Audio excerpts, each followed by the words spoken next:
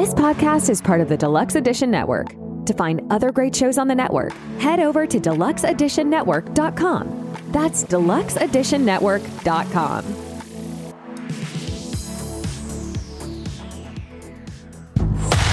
Welcome to True Crime and Authors Podcast, where we bring two passions together. The show that gives new meaning to the old adage, truth is stranger than fiction. Here's your host, David McClam. What's going on, everybody, and welcome to True Crime and Authors bonus episode. Of course, I'm your man, David McClam. Hey, if you guys haven't already, make sure you follow us on all of our social media. One link to a link tree in the show notes will get you every link you need to have. I'm doing this bonus episode to tell you a story. Hopefully, some young people's listening to this. I use some moments that happened to me as teachable moments, and this is one of them.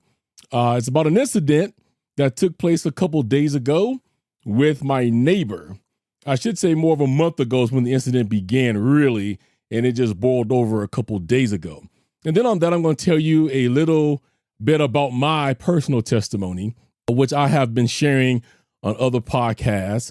And I felt that being that it is down to the end of the season now, I want to share a little bit of that with you so you know a little bit more about me and how I tend at my age now to handle things. And you may find some shocking things out about me that you don't know. So let me tell you this story. And this also proves that people of any race can be Karens when it benefits them. I know in today's climate, the way everything is going, everybody attributes being a Karen or Ken to a white person. And I've said it before, you can be any race.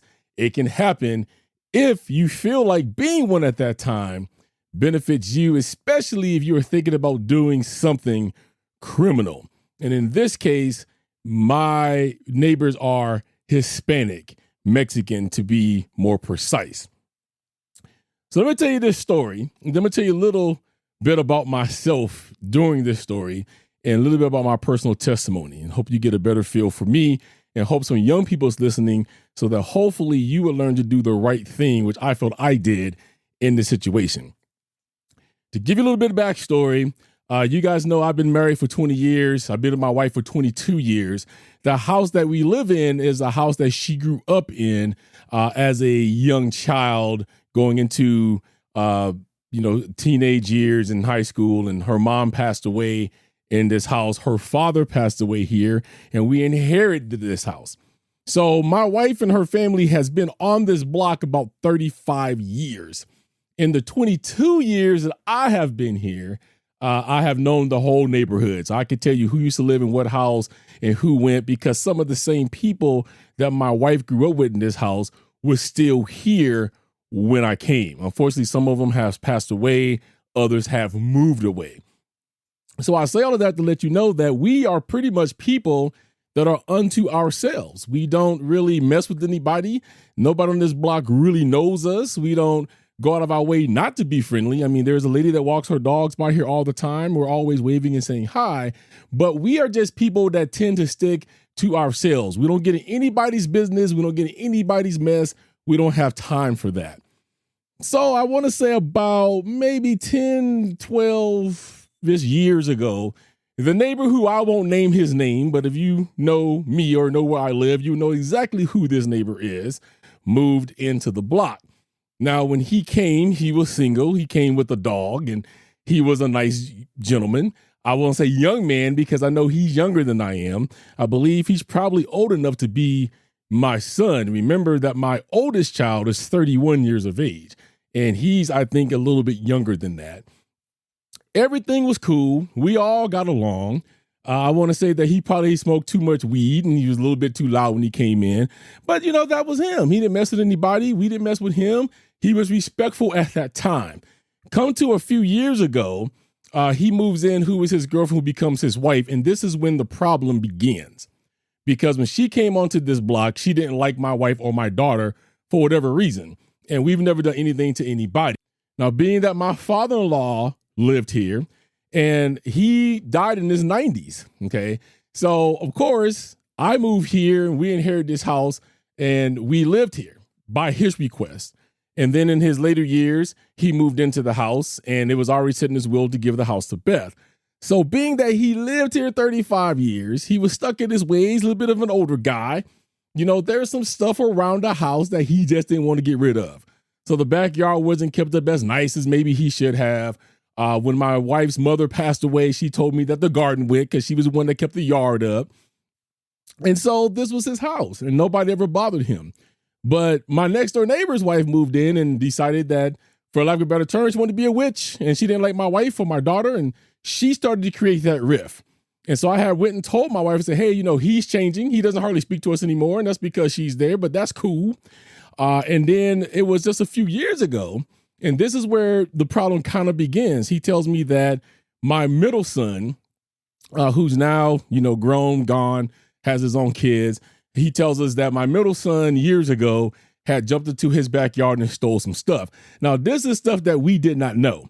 But the first problem is because of what he said that he could have done to my son if he didn't have respect for my father-in-law, which he said that he could have made him disappear and we would have never found him. Now, if you are doing any type of thought pattern in your mind, that is indeed a clear threat. But okay, we let that go. Devontae's gone now. He's got his own kids. We didn't know anything about this because it was never mentioned to us. And it had been years ago at this time. And at the time we was told about this, the neighbor was drunk off his mind. So we called Devontae. Devontae pretty much said, yeah, he did some mischievous stuff that he shouldn't have done. When he came back from my mother's funeral in 2020, he did go and be a man and apologize to the neighbor, who at this point was sober, and everything was kind of cool. But the rift was still there. And the reason why the rift was there was because about when my daughter was 17 or 18, she had a little lemonade stand outside. And she had moved in with him at this point, and I guess her brother, whoever it was, came down and offered my daughter a huge amount of money for a cup of lemonade. Now, of course, the family protector, me, I'm not here when this happens. I'm at work.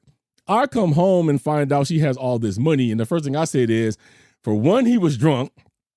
Two, from the way that they was describing things to me, it was almost like the guy was hitting on her. And I said, you need to return this money. Nothing good is coming out of this, and you need to give it back. Well, her and my wife says, we've tried to give it back. We tried to give it back to him. We tried to give it back to the neighbor. Nobody would take it. And the neighbor told her, take it and go. And I said I would have dropped it on the ground and ran. But that had became that rift. And it led to now the last 3 years, barely speaking like he used to, kind of getting dirty looks from over there. And we just stayed to ourselves. Well, leave it to my youngest son to be the straw that breaks the camel's back. So somewhere roughly around, April 26, 27-ish, around there, because I had started giving him text messages on April 28th, I pulled up from work. And when I pulled up, my wife is over looking at his gate like somebody had died behind there. And I did notice that my youngest son, who's the only son still at home, looked like somebody shot him. So I asked my wife, I said, why does Jacob look like somebody from over that house said something to him that they shouldn't have said?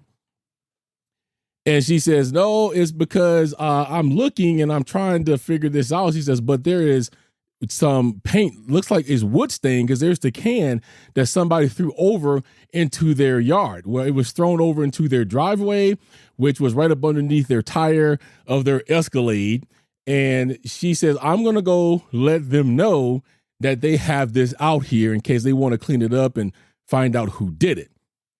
Now, at the time, because I am who I am and I have this sixth sense about when things is about to go wrong. And if you think that's kind of a bunch of hogwash, you can ask my wife, because I've said to her, this is going to happen and this is when it's going to happen. And that thing has happened. But looking at him, it just didn't sit right with me. Now, if you knew this next door neighbor, you knew that he was full of, pardon my French, piss and vinegar. He came into the neighborhood that way. He is from that old hood mentality. I was raised in the hood too. I believe he probably was even a part of a gang. I never got that way, but I was raised in the projects. Poor black kid raised in the projects. I've seen more gang fights than you ever want to see. I had uncles that was in gangs. The Blood and the Crips used to fight in our backyard of the projects. I'm nothing new to that. But when you don't get out of that mentality and you carry that over to adulthood, that's when it becomes dangerous. So I have seen him in the way he's reacted to stuff before. And so my wife went and told his wife, and she was like, I'll tell him when he gets home. And she went off, her and my daughter went off to choir practice, and I was at home watching some documentary that was due that came out about OJ. But in the back of my mind, I said, I hope my son had nothing to do with this, because it kept nagging at me that the person who did this could be in my house. So I'm like, I hope he ain't got nothing to do with this. Would he be that dumb? Why would he do something like that? So sitting here watching the documentary, 20 minutes in, I get a knock on my door, and it's the neighbor. This is where the problem really begins because of the way that it is handled. If you want to go back to old hood time mentality, for those of you who have never lived in the hood, for those of you who's never been around gangs or gang violence, for those you don't know what these terms mean, first of all, let me say I am very happy that you don't know. It is a part of life that most of us that has lived it, whether we're a part of gangs or not, we strive every single day to outlive that. We use it, like I'm doing here, as a teachable moment to try to teach people what happens when you're still in this mentality. So he came and knocked on my door, and he was like, hey, dog, can you come out here for a minute? So I went outside, and he was like, your son did this. Your son threw this wood stain. I was looking around because I wanted to F somebody up, but when I looked at my cameras, I saw that it was your son, and I can't do anything. Can you call him out here? Now, let's talk about his camera footage. First of all, he need better cameras because that camera didn't show anything. And that's when I discovered that he has his camera a little bit too deep in my yard, but my camera kind of dips a little bit into the neighbor's yards too because of the fact that the way and the wide angle of the camera and what it captures. But he's like, I don't got a lot of you. Let me show you this video before you get him. Now, on this video, understand, I know you guys know this, I do true crime. The one thing that I do is I study every case that I brought to you guys, which means I end up studying laws in the state in which I'm talking about. So if there's anybody that is more versed on certain laws, depending on where cases is coming from, your true crime podcasters, I think sometimes does more research than your cops, which I know that because I get to that in a minute, sometimes than your attorneys, because we want you to know we know what we're talking about. But just common sense tells you what flies in a court case. So he shows me this video. First of all, it's grainy as all outdoors. It's one of those very cheap camera systems. And what I mean by that is it's the one where there is a whole bunch of lag. It's kind of like the old store CCTVs that you can still go into right now when the cops say, can you give me the footage? And they pull this and it's laggy. So the person is walking, but it takes the whole system 5 to 10 seconds to catch up with this person. So by the time the person has gotten, let's say, to the tree, he's already moved and went somewhere else, but the camera is that slow. And it's grainy, and you can't pick anybody out. So he's pointing this out to me saying, here he is right here. He came out the door. There he disappears, which I'm assuming he went and grabbed the wood stain. Then he came over and he threw the paint. You can hear the can hit the ground. Now, I could have been the neighbor that some people would have been. And I could have said, well, to be honest with you, you can't prove that that's my son, because he couldn't. I said, well, and I know he would say, well, he lives in your house. That's him. You don't know that because I have other people that come and go in my house. I have people his height that come and go in my house. He has a shirt on that he's wearing now, but that could have been somebody else at that day. You don't even capture him in the act. Okay, so you never see him throw this can. You see him disappear between our garage, and we have a camper there that leads to our backyard, and you just hear the can go over and hit the ground. But I'm not one of those neighbors, right? I'm the neighbor and I'm the person that has raised to do the right thing at the right time. So I called my son out. Now, this is where it gets dangerous. And for those of you guys out here that's full of piss and vinegar and you don't pay attention or listen to what you say, I'm going to show you now how his words could have backfired on him and how the police don't even know their own laws in the state of California. So my son comes out and he starts going off about how he wanted to whip his butt, how he could have whipped his butt, but he couldn't because he was 13. But if he caught him in his yard, he was going to F him up and he was going to kill him. Here's the whole problem with that. You just committed terroristic threat. You just committed verbal assault. Now, before anybody says the cops told him that there's no such thing as verbal assault, you look it up. It is. There is more to assault except for touching somebody. That's where battery comes in. But there is assault of the mouth. And I know in most states now they call it terroristic threat. If I tell you I'm going to beat you up, I'm going to kill you, I'm going to stab you, you better not come out your house because the next time I see you, I'm whooping your butt on sight. Those are all threats that are legally able to put you in jail. And if the cops want to do it, you can go to court and you can file restraining orders based on that if you are truly afraid. But I let him go that day because I knew he was mad. He was blowing off steam. And to his nature, of course, he was a little drunk. And so I pick my times when I need to readdress something because in his mind, I know he's already thinking that, I'm a punk, I'm old, he's taking MMA and no one's going to mess with him. So I let him vent, and I did pop my son in the back of the head 2 times. Now, if you talk to any of my sons, they will tell you that their joke is they have a crater in the back of the head for when I've popped them in the back of the head before. So I did that. I popped in the back of the head. I tell you that because that's going to come up here later on. And I said to him, we will take care of this.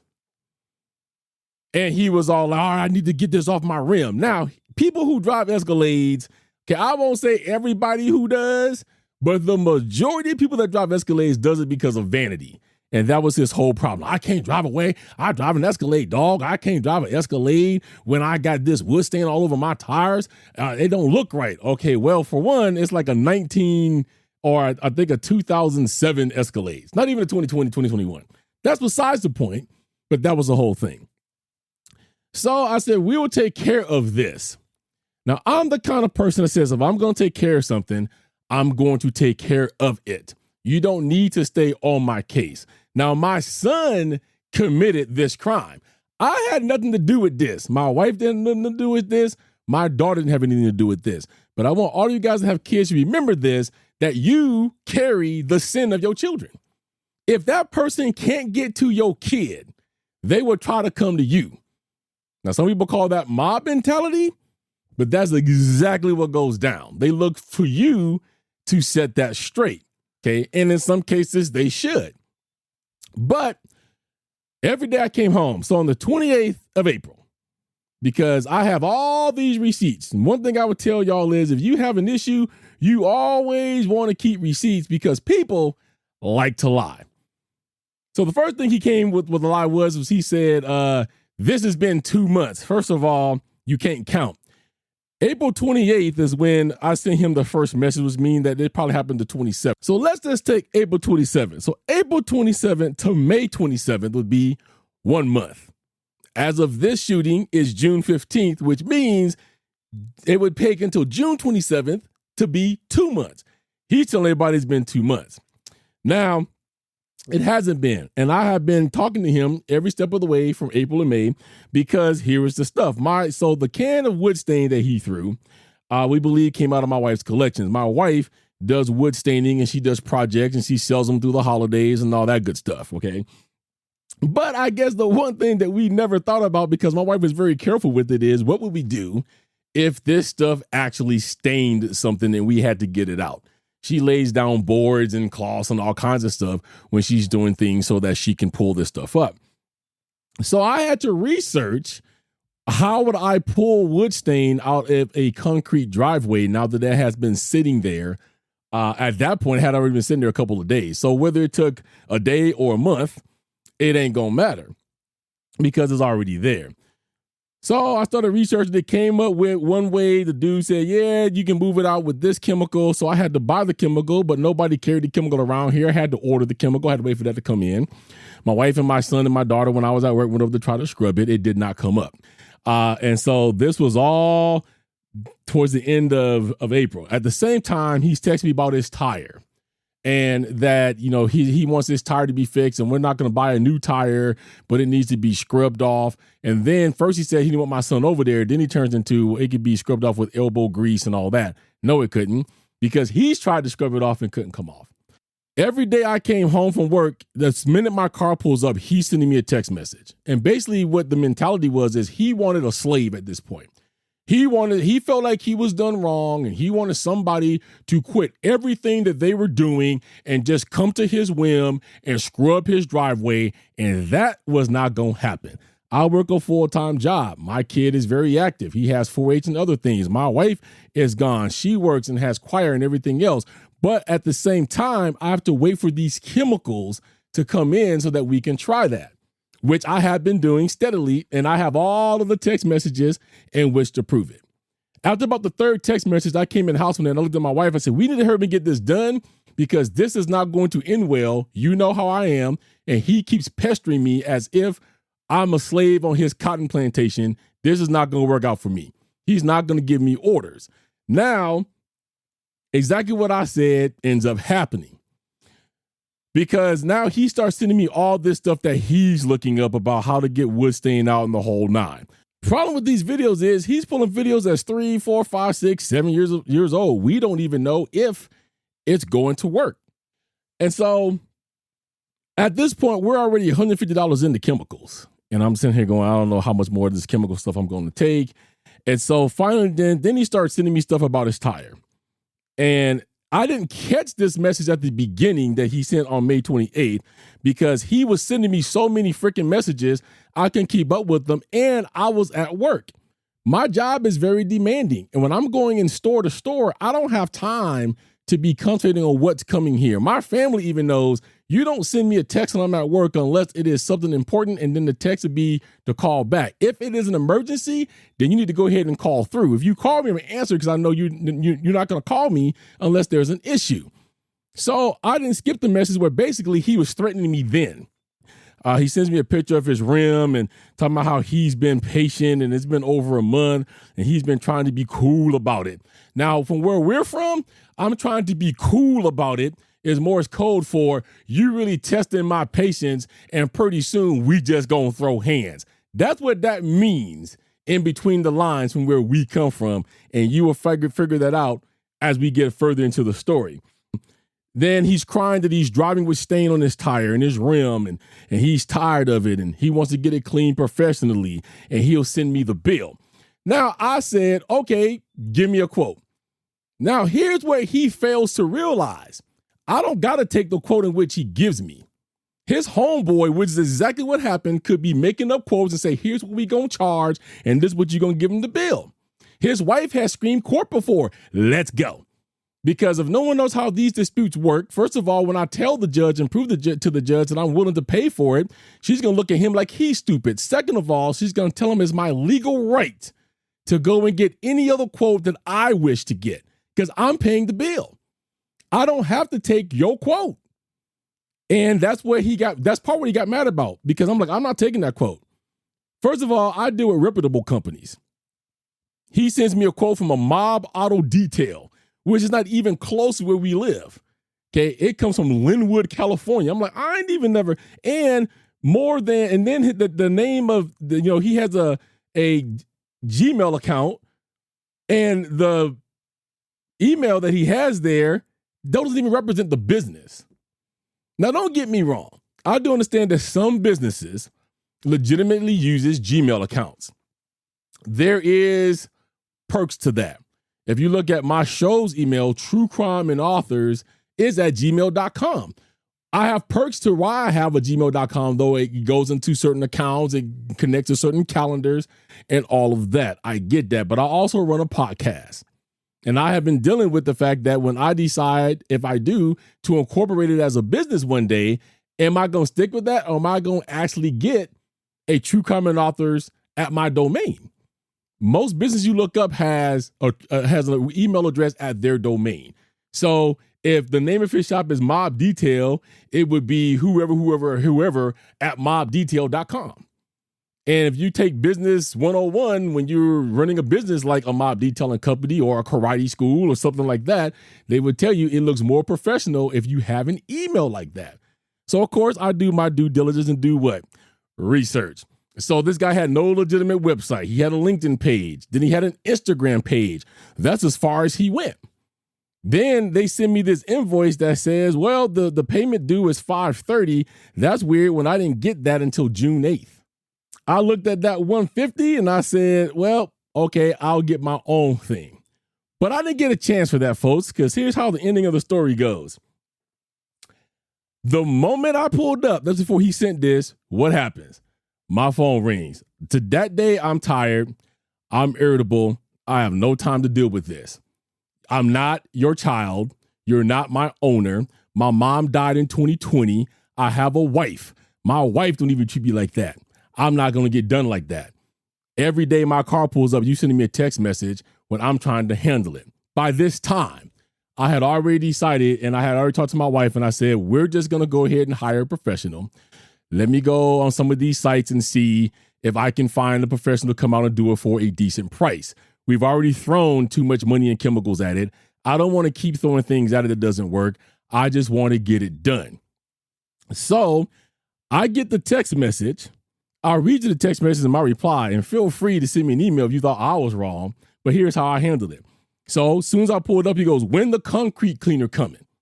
Because we had ordered this other stuff that was supposed to mix in with lacquer, and because lacquer is oil-based, so you want something oil-based to pull wood stain up, and this powder called Odor Z-Way. Now, if you've never heard of it, Odor Z-Way is actually pet odor remover. They have this put into cat boxes, things that way, but it's supposed to be able to pull this wood stain up off of the concrete. And I had talked to my wife about ordering that. And so I said, let's get that order. So he goes, when's the concrete cleaner come in? I says, I'm not sure.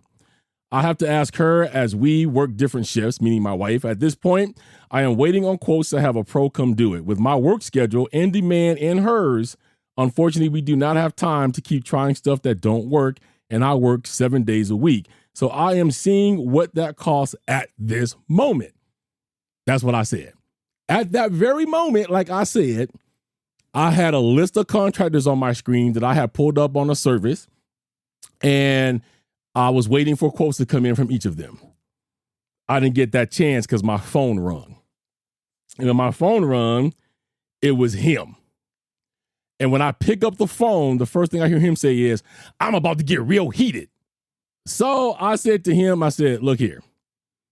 I said, if you're about to get heated, that's fine. I said, if you want to talk to me, you can talk to me man to man about it, but I'm not here for that. Now, in his gangster mentality mind from the streets, when I said we can talk about this man to man, he said, what? Oh, so now you calling me out. That's not a call out. From where I'm from, a call out is, you know what? I'm tired of you, dog. Bring your butt outside and we gonna handle this right now. That's a call out. I said, you can come talk to me man to man. He hangs up the phone in my face and he runs outside. The moment he runs outside, I go outside. And he's standing there with his, what you gonna do? What you gonna do? He's puffed all up, got his fist all balled up, pulling his pants up all up in my face. And I said, first of all, you need to back up. Second of all, I'm not here to fight you. And I think he was shook because the way he was acting, I guess he thinks a lot of people are scared of him. I'm the wrong man for that. You don't know anything about me. I'm the wrong dude. I'm not scared of anybody but God. And I said, I'm not here for that, dude. I said, if you want to talk about this, let's talk. He's screaming obscenities and F you, and this has been over 2 months. I said, it ain't been 2 months. Y'all ain't doing it. Y'all ain't doing anything about it. Yeah, we are. Said, I have contractors right now. And while he's out here screaming and yelling and shooting piss and vinegar, I have 3 contractors that's calling me that I can't even answer the phone. But he's up in my face. What you gonna do? We gonna buy. What you gonna do? And he's up my. I said, if you don't back up, I said, nobody's here to fight you. But he came with that fighting mentality. All he knew is that he wanted to fight because violence solves everything. And as he's yelling and screaming, here's the first mistake he made. First of all, his wife, who's one of the biggest instigators on the block, came out with him. So if you come in to fight a dude, why are you going to bring your wife? Why are you going to bring both your kids? I think one's like 2 and one's 1. And you are threatening to beat up somebody in front of your sons. And as you're threatening to beat me up, your son is dangerously crawling up underneath one of my trailer hitches that I didn't even see him at the time, but you ain't caring because you too busy trying to fight me. What problem can you run into right now? DCFS, there's the people that's looking from my video and from people looking. And if anybody called and saw that, your kids is instantly gone. In California, they don't play that anymore because they've messed up 3 different cases that's ended up in death. Gabriel Fernandez being the biggest one. So now they don't take that for granted anymore. If you get a call of violence and the parents violent, man, that's an automatic removal. But you trying to fight me in front of your sons. So after 10 minutes trying to calm him down, he's sitting there here still yelling and screaming. He want to fight. He wants to box. So then he does what we call in the hood, get ready because here comes the punch. That's when somebody decides they want to back up and they're creasing their pants and they're planting their feet because their next move is they're going to come out and they're going to hit you. This is why I take a break and tell you a little bit about me. He doesn't know what he was in for that day. Like I told you, the neighbors don't know anything about me because I don't put this out about myself. We stick to ourselves. Here's what he didn't know. He doesn't know anything about me. And I told him, I said, you don't know anything about me or what you're about to get into. And his response was, I don't give a F.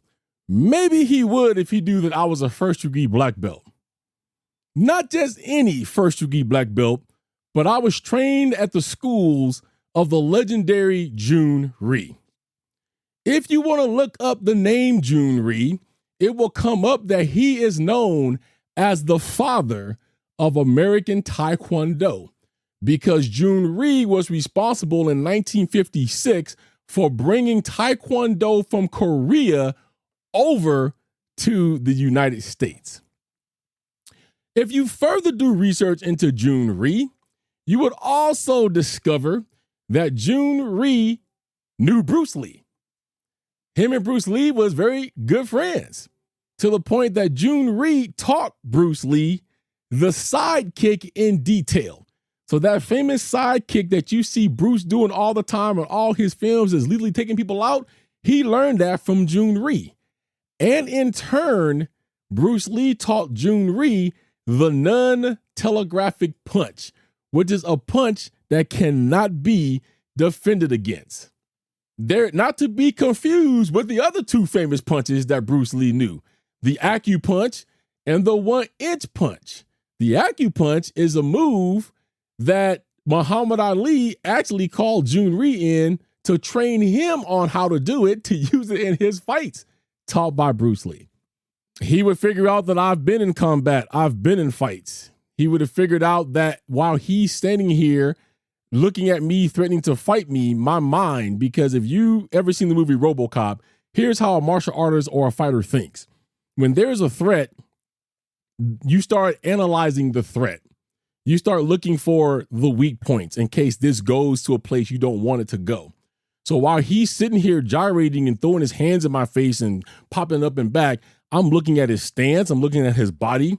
I'm looking at the first place I'm going to hit him if I have to, and then the second place to take him down. I'm looking at all of the weak points where I can hit him at, and believe me, there were many. So I'm like, this dude's going to attempt to hit me, and if he does, my reaction is going to be something I don't want it to be. So I need to think my way out of this. Here's the thing about martial arts. Bruce Lee said to himself, martial arts is the art of fighting without fighting. You don't take martial arts of any form because you want to beat something up. He is a disgrace to the belt, the neighbor I'm speaking of, because he claims he took MMA. If you took MMA just to beat somebody up, which apparently is what he took it for, that's a disgrace to the belt and the system because that's not what it's for. Fighting is always your last resort. That's what you do If you have no other choice, they leave you no other choice. You've already warned them several times. They're just full of it. And they're like, you know what? The only way you getting up out of here today is if we throw down. Then at that point, you have no choice. I don't know what they do these days, but back when I had to test out for my black belt, I had to write a whole essay on why I wanted a black belt, why I thought I deserved to be a black belt, what I have learned through my journey in martial arts, and what I intended to do with the training in which I had. And if that essay did not meet up to the sensei standards, you didn't test for a belt. Now, I'm not active anymore, but if you go back and look at my May 23rd episode of Extraordinary People, which is number 7, I talked to Cheryl I Love, who is a true ninja. She's about to go test for another belt. I can't remember which one it is now. She has so many of them. Well past her 60s, still doing this stuff. You cannot underestimate people. So because of who I am, I'm 50 now. I tell y'all, fighting, I don't do that no more, dude, right? If I have to fight to defend myself, I will. I'm too old for that. My life has evolved past that. I have children that I'm trying to teach the right things to do. Fighting is just not at the top of my mind anymore. But believe me, if I have to, I will. And I'm what they call a dangerous individual, something else he doesn't know. Because of the fact that of everything I've been through, nobody scares me. Here's a little bit of my testimony before I get into this. I am a survivor of childhood trauma. I'm a survivor of domestic abuse from an ex-wife. I'm a survivor of abuse from a parent, being my dad. I have been hit so hard that I flew 3-4 feet. I have seen my mom in various states of abuse, from being chained to beds to being whipped and everything else. I have been hung out of 3-story windows. I have been thrown from my living room into my bathroom into a tub and knocked unconscious by my dad that was 4 times bigger than this neighbor, 4 times more muscular than him, and 22 times badder than he is. I have had a gun pulled on me where I walked into the barrel of the gun because when I was getting a divorce from my oldest son's mom, she decided that she caught herself calling some gangsters, and the dude was holding my son and doing things around him he shouldn't have been doing, like cursing the whole nine. And I said, give me my son. And he pulled the gun, and I went right into it and said, if you man enough, pull the trigger. I said, because that's my son. I'm willing to die for him today. Are you? And that's the same thing I told the neighbor. And that's another thing that kind of sparked it. It was because I told him, I said, in very calm terms, I said, I understand you was mad. I understand that you was upset. I said, but I want you to know in no uncertain terms. I said, my son has called his brother. And I said, he probably called his brother because it's the one he talks to the most, being my middle son, and he is in jujitsu and all that. And he took, I don't give a damn, he's in jujitsu. That ain't why I told you that for. You shouldn't be worried about him. I'm the one you should be worried about. It says, because I want you to understand that in no circumstances will I ever let you or anybody else ever hurt my son. I'm willing to give my life for him. Are you? So people like me, they call dangerous because we've been through everything. There is nothing this guy can do to me short of killing me that I haven't already been through. When you get abused by a parent and you get thrown and hung out of windows and guns, I mean, dude, it just comes to a point. And I've been in fights before, and I have a very high adrenaline threshold. It's almost like the Hulk. And I had somebody describe it to me. They said, man, you like the Incredible Hulk. Because I had a guy just like this guy years ago when I was in my early 20s. Dan knew some form of karate, and he always liked to spar with me all the time. And I guess something happened in his brain one day where he felt like that somebody thought I was better than him or whatever. And nobody ever said that, but people egged him on. And he called himself wanting to fight me one night, but he sucker punched me. Because he's like, I'll whoop you. So he kicked me dead in my groin with a pair of steel-toe boots on. And because my adrenaline level was already so high, I didn't feel it. And I rose up off the bed like the Undertaker, and I've never seen a 345-pound white boy run so fast as he ran that day. And I didn't feel anything for about 6 hours. So they call people like me dangerous because once you push them to that point to where that adrenaline kicks in, they can't feel anything. That means you can't really hurt them. It's almost like being on drugs without being on drugs until they start coming down. So years ago, when I was full of piss and vinegar, when I was 20, maybe my early 30s, where this would have turned out a whole lot different then than it did now, I didn't have the brain to think like I do now. It was just, I'm just going to take you out. So when he rolled back like he was going to hit me, I pulled out my phone and I turned on my camera, and you hear his wife screams, "He's recording." And then he drops his fist. "Oh, no, man, dog, really? You going to record me?" Which tells me everything I needed to know. Because he was going to hit me till that camera came out. Now, he called me less than a man, and I'm not a man because real men don't pull out cameras. And then you see him retreating. Now he's trying to run back into his gate. You wasn't doing that for 10 and 15, 20 minutes. Here's also how people in cameras, they love cameras until they work against them. He has cameras all over his house. I just told you he had a camera footage of my son supposedly throwing wood stain in his yard, right? Well, he has the camera to catch everything that he's doing. Then he tried to threaten me. "Well, I got the shots where you popped your son in the back of the head." I said, "Produce them. I'll tell the judge. I'll tell the cops that myself. I got in to hide." I said, "But you won't produce that though. Because even on that day, you was full of piss and vinegar. You was yelling and screaming at me. You was yelling and screaming at my son. You was getting the sound on that. So that shows that you are already guilty of being aggressive." So his wife goes, here's the Karen move. "Oh my God, I'm going to call the police."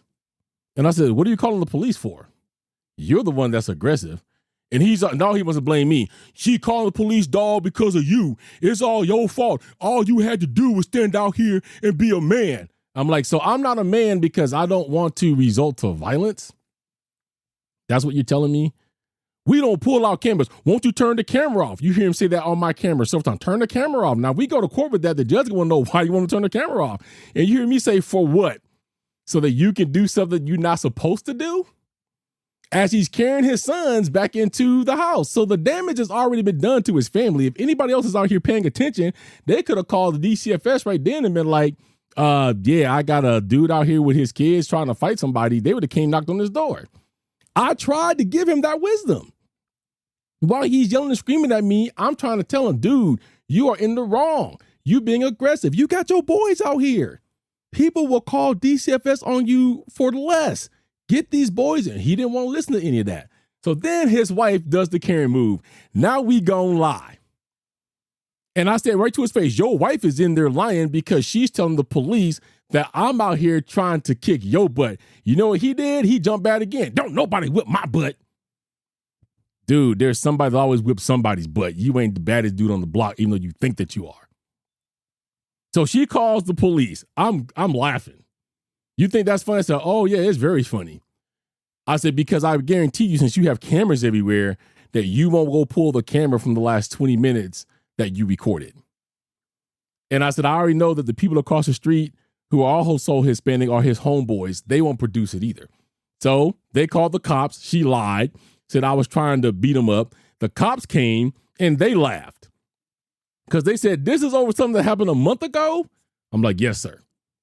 And I said, "Here's all the text messages up to the day about me trying to handle this and how I'm getting this done. And I was calling contractors, and I said, here's my call log. As you can see, I missed 3 of them because of dealing with this." And the dude's like, "So you was willing to pay for it?" And this is what I said. I said, "I was." I said, "But I'm not anymore." I said, "The moment that he broke his barrier with me and he wanted to be violent and threaten me and threaten my son and threaten everybody, now I feel that my life could be in danger, and I'm a peaceful man." So he's on his own, and you can tell him that. I says, "But you also need to tell him how to properly use the police, because this didn't work for him. Because in his mind, the police was going to come, they was going to arrest my son and take him to jail." And the cops looked at him. I was standing there and said, "This camera footage don't prove anything. If you take this to court, unless he or his son admits that they did it, you don't have a case. Because we don't see him throwing it. That's a grainy video. We don't know if that's him or not." So basically, the cops worked against him. And when she went to call him, I said, "Let me tell you what you just did." "I don't care what I did." I said, "Well, care about this." I said, "Because now if I break a toenail, they're coming to your door first because you called the police out here. Now there's a police record of that. If I got into a car wreck and they came back and said it was nefarious and they think that the person ran me off the road, they're coming to you. Because when they come to ask my wife, who do I have beef with? She's going to say, nobody else but him. I said, so you put yourself in more of a spotlight than you really ever wanted to put yourself in. Here is the funny thing, though. He was so concerned about the camera that was in my hand that he missed the other cameras that was recording him that's on my property too, because my car is wired for sound. I have a camera in my car that records 24/7. It was pointing directly at him on the day that this showdown went. So all the footage he didn't want to give the cops, I already have it. And I did tell the police, I said, why don't you go and have him pull his camera from the last 20, 25 minutes? And you will see that he was truly the aggressor. I said, here's a little snippet on my phone where you can see that he dropped his hands the moment I pulled the camera out. I says, now he didn't touch me, but if he did, I would have you arrested today. So after all of that, I have told my wife for years that we need to put cameras on the house. And as you guys already know, I am a Christian. Whether people agree with that or not, I am. I believe 100% truly in God. I would not be here if there was no God. There is stories that I can sit here and tell you of how I know God is real. People make fun of God. People make fun of the supernatural. Dude, I've been through it all. I've seen people be demonically possessed before. Really. That's not a joke. It does happen all the time. And I believe that sometimes or all the times God works, like the Bible says, in mysterious ways. I have preached to my wife for years, we need cameras on the house. Because there was some kids that was coming messing with bricks that's on our wall. There was people throwing things in our mailbox. Somebody had came on the premises and stole some extension cords and other things. I said, we need to put cameras on this house. Tell me why in the middle of all of this, after the police comes and leave, now he's further upset because the police pretty much said, you have no case, because his wife is yelling and screaming, let's go to court. And I said, please, let's go to court. Now, I'm not going to go to court and lie. Right? I know my son did it. I'm not going to take that back. But when I lay all this out like I did for the police, for the judge, and say, here's all the text messages, here's what I was willing to do, but it is my right to go get another opinion or appraisal, and the judge can be like, yeah, it's his right. And if it costs him $70 versus the $150, you should have no complaints over that. If you decide that you don't want to take that, then that's on you. And I said, let's go to court. This is going to take longer anyway. I said, but unless we do, I'm not doing anything. You threatened me for the last time. I'm not going to deal with this anymore. Right after all that happens, they go in their house. Tell me how come I look over and there's this young guy named Dakota that's standing on the other side of my car. And I'm talking to my wife and I'm continually talking because I'm thinking that at some point he's just going to get the hint that I'm talking to somebody and he's going to leave, but he didn't until I acknowledged him. And I said, you know, how can I help you? And he goes, I know this might not be the time right now. I'm like, really is not, man. I'm like, what are you trying to sell? And he goes, I'm with Vivint and we're out here talking in the neighborhood today about installing, you know, some alarm systems or cameras, and the deals is the best when we come out. And so I said, all right, come back tomorrow, dude. I'll be in a better headspace. We could talk about this. Now, I don't know if you guys ever have Vivint people or anybody else, when you say come back tomorrow, they never return. So I said, if he comes back tomorrow, I'll talk to him. I said, maybe this is God's way of showing us that we need to go ahead and put this stuff in this house. He comes back the next day on the spot around 5 or 6 o'clock. Here he came. So we run everything and he's like, oh, well, you know, unfortunately, sir, they're going to need a down payment. And he gives me the number of that. I'm like, yeah, that's a little bit too high right now. Is there anything you can do about it? He's like, I don't think anything I can do about that. You know, let's try to crimp this down. And he goes, well, let's see what I can do for tomorrow. And I said, all right, man, you come back tomorrow. We'll see what we can do. But if you can get that price down for me a little bit, maybe you got a deal. Now, no salesman ever comes back twice. None of us ever comes back twice. I used to do what he's doing, but for vacuum cleaners. I used to walk around. I can't think of the name of the vacuum now, but they was really popular. They was built like a cannon. It was one that turned your bathtub into a whirlpool if you wanted to. I used to walk around and sell those, and if people tell me come back the next day, I don't go back. But sure enough, Dakota returns the next night, 8 p.m. Because he said, do you want me to come back at this same time? I'm like, yeah, it was like 8:15-ish. I said, yeah, come back tomorrow at the same time. Well, it wasn't 8 p.m. I think he came at like 8:10. So after the 8 o'clock when I'm like, he ain't coming back. Sure enough, 8:10 came, Dakota showed back up. He goes, all right, dude, this is what we can do. We can get this down. I can give you a couple more discounts. So we got it down to where I want. I said, all right, man, we can just go ahead and put it in. Now, what he didn't tell me was the moment that you sign this contract, we don't wait. We're going to have an installer that's going to come right behind me. And he's going to put this in. I'm like, you going to put it in tonight? He's like, yeah. So a nice young man named Michael shows up, who was the installer, 21-year-old kid, very bright kid, and he installed everything here. Now I have a peace of mind because now the reason why I was now really hell-bent on getting them in is because I don't know what this guy's going to try to do. Now I feel like I got to have a record of stuff. And all of the things that I wanted to put in the house, I could get under one system as on the alarm code because I wanted to change my locks to digital locks, and I wanted to get the ring bell so I can see who's at my door, ring the bell, leaving packages, and all of this just came full circle. And I said, baby, this is God's way of telling me you need to go ahead and bite the bullet. And that's what we did. So I want to come and tell you guys this story because I just wanted to give you the moral of this for all the young people that's listening out there, and even for all of the people that's in their late 20s and 30s who just feels like violence is the only way to go. This guy told me that I was not a man. He says, I'm no longer a man because I refuse to stand out there and to fight him. I was more of a man for not fighting him than I would have been if I did, because a man truly thinks with his mind, not with his fist. Now, what would the fight have done? Did it get his concrete clean? Nope. Is the wood stain still going to be on his rim and tire? Yep. What did it gain you? Somebody could be going to the hospital. Somebody could be going to jail, or two people could be going to jail. That's all it gets you. It gets you hurt, in jail, or dead. And like I tried to tell him, and I'm hoping the young people's listening, because I told this to my kids and parents, if you haven't told your kids this yet, and I'm sure you have, make sure you tell them this. Everything you do follows you. In this day and age, especially of social media, everything you put up on YouTube, on Instagram, on TikTok, it stays with you forever. And this neighbor laughed at me when I looked at him and I said, dude, I don't got time to fight you. I don't have time to lose my career over you. And he started laughing. What job's gonna fire you over that? Well, if you guys don't know this now, there are many companies, and mine being one of them, that when I sign paperwork to work there, it says that I would represent the company on and off of the clock in a professional manner. That means if I go out here and get into a dang mob fight with you and they hear about that, first of all, I go to jail. My wife has got to call my boss now and go, he's in jail.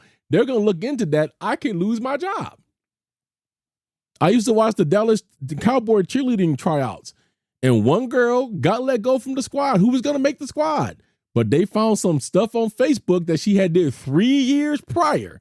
Not even recent, 3 years prior, where she was in a bikini and she was getting drunk. And they said, this is not how we want the Dallas Cowboy cheerleaders to be represented. You have to leave. I also represent other people. I represent people that I work with. I talk to police officers all the time.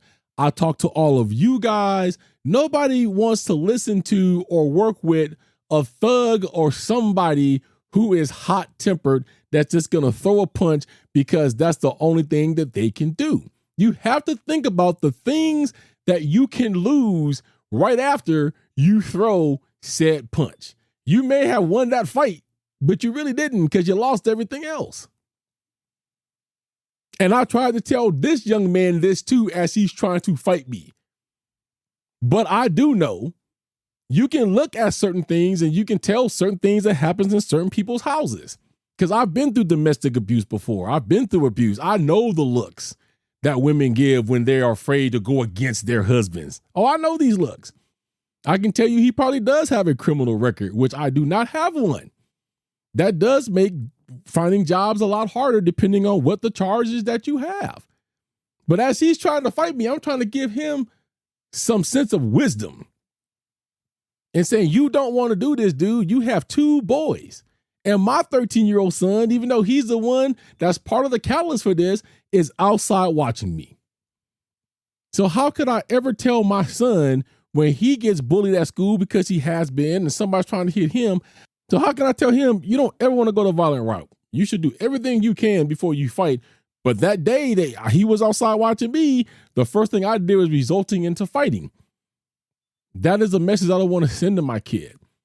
So if anybody ever tells you that you're less than a man or a woman because you won't stand outside and fight them, you can say to them what I told this guy. I says, then I guess I am the biggest no man that you've ever seen because I'm not going to fight you today.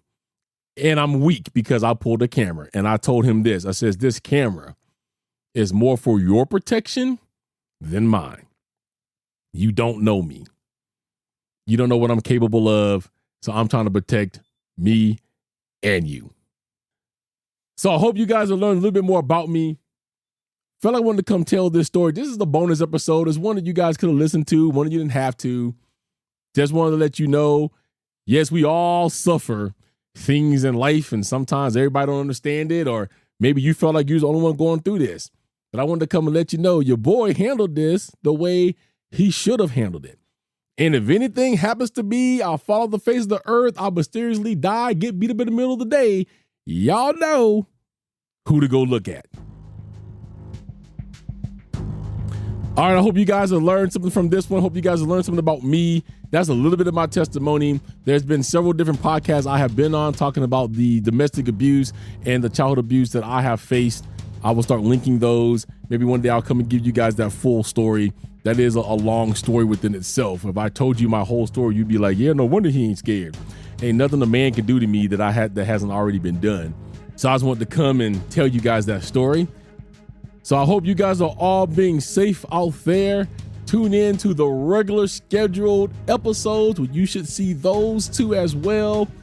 Season 1's coming clearly to an end. There'll be some other things I'll talk to you guys about when we talk again in about a week or so. That is happening that you guys should be excited about, because I am. Hope you guys are being good to yourself and each other. And always remember, always stay humble. An act of kindness can make someone's day. A little love and compassion can go a long way. And this is the podcast where 2 passions becomes 1. I'll catch you guys on the next one. Thank you for listening to True Crime and Authors. Don't forget to rate, comment, and subscribe. Join us on social media. On Facebook at True Crime and Authors. On Twitter at Authors True. On YouTube and TikTok at True Crime and Authors. And email at truecrimeandauthors@gmail.com. Cover art and logo designed by Dazzling_Ray from Fiverr. Sound mixing and editing by David McClam. Intro script by Sophie Wild from Fiverr. And I'm the voice guy, your imaging guy from Fiverr. See you next time on True Crime and Authors.